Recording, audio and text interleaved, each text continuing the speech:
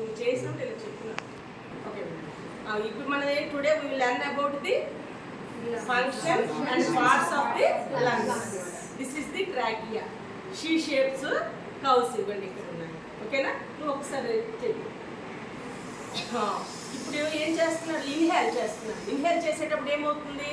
తను గాలిని తీసుకొని లంగ్స్ రెండు ఏమవుతున్నాయి? ఎక్స్పాండ్ అవుతుంది. లీవ్ చేసి విడిచిపెట్టేటప్పుడు లంగ్స్ రెండు దగ్గరకు వచ్చేసాయి కదా. ఇప్పుడు మనము స్ట్రక్చర్ చూసుకున్నట్లయితే ఈ పెద్ద బిగ్ షీ షేప్లో ఉన్నటువంటి కౌస్తో ఉన్నటువంటి పెద్ద ట్యూబ్ లైక్ స్ట్రక్చర్ ఏమన్నాము? ట్రాకియా అన్నాము. ట్రాకియా మళ్ళీ రెండుగా బ్రాంచెస్గా విడిపోయింది చూడండి, ఇలా రెండు డివైడ్ అయిపోయింది. వాటిని ఏమన్నాము? బ్రాంకై.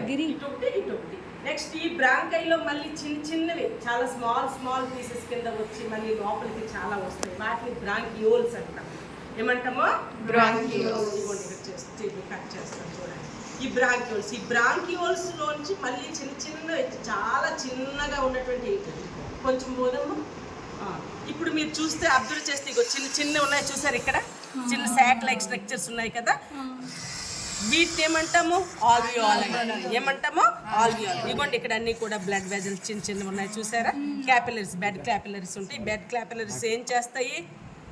అక్కడ ఆక్సిజన్ని, కార్బన్ డైఆక్సైడ్ రెండింటిని కూడా గ్యాసెస్ ఎక్స్చేంజ్ చేసుకోవటం అనేది జరుగుతుంది అనమాట. ఇక్కడ ఎక్స్చేంజ్ చేసిన తర్వాత డిఆక్సిజనేటెడ్ బ్లడ్ అనేది ఆక్సిజనేటెడ్ బ్లడ్గా మారుతుంది. మారిన తర్వాత ఏం చేస్తుంది? మళ్ళీ హార్ట్కి తీసుకెళ్తుంది. ఇదిగోండి హార్ట్ చూసినట్లయితే మీకు ఇక్కడ లెఫ్ట్ సైడ్లో 2 లోబ్స్ ఉన్నాయి చూడండి. ఇవి 2 lobes.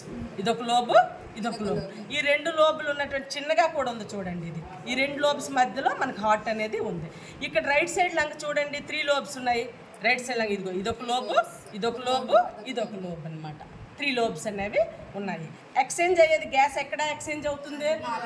Alveoli. Alveoli functional units, structural units for the exchange of gases అనమాట. చాలా ఇంపార్టెంట్ ఇది మీకు. ఓకేనా? తర్వాత ఇప్పుడు మనం హార్ట్ యొక్క డిసెక్షన్ చూద్దాం.